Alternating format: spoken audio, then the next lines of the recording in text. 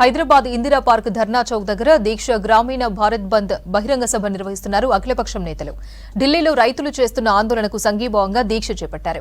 కేంద్ర ప్రభుత్వ విధానాలకు వ్యతిరేకంగా నినాదాలు చేస్తూ నిరసనకు దిగారు. దేశంలో వ్యవసాయ నల్ల చట్టాలను రద్దు చేయాలంటూ డిమాండ్ చేశారు రైతు సంఘాల నేతలు.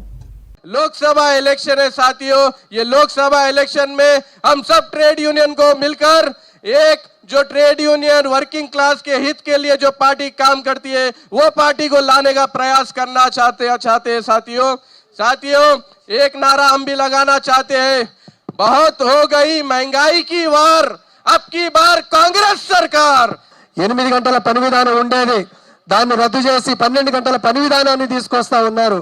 ఇలా వేతన ఒప్పందాలు జరగని పరిస్థితి, వేజ్ నెగోషియేషన్లో మాట్లాడలేని పరిస్థితి, ట్రేడ్ యూనియన్లని నడుపుకోలేని పరిస్థితి, అనేక ఈ అంశాలు సమస్యలు ముందుకు రావడానికి కారణం ఇవాళ భారత ప్రభుత్వం, మోడీ నాయకత్వంలో ఉన్న ప్రభుత్వం ఇవాళ పార్లమెంటులలో కార్మిక చట్టాలని, మన హక్కుల్ని, మనం సాధించుకున్న వాటిని రద్దు చేసి ఇవాళ ప్రత్యేకంగా ఇవాళ మనం అనేక ఇబ్బందులు పడాల్సి వస్తూ ఉంది.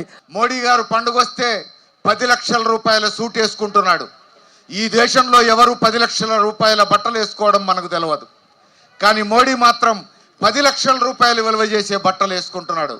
ఎందుకో? బతుకున్నప్పుడే సుఖపడదాం, బతుకున్నప్పుడే మజా చేసుకుందాం. ఇది మోడీ ఆలోచన. దేశాన్ని కొల్లగొడుతున్నాడు అదాని, కొల్లగొడుతున్నాడు అంబానీ, టాటా, వీళ్ళందరికీ అండగా ఉన్నది మోడీ ప్రభుత్వం. విద్యుత్ సవరణ బిల్లు ఉపసంహరించుకో, అప్పుడే ఉచిత విద్యుత్ పొంది రైతాంగం వ్యవసాయం చేసుకోవటానికి అవకాశం ఉంటుంది అని పోరాడుతూ ఉన్నాం. రైతాంగానికి మద్దతుగా కార్మిక సంఘాలు నిలబడ్డాయి.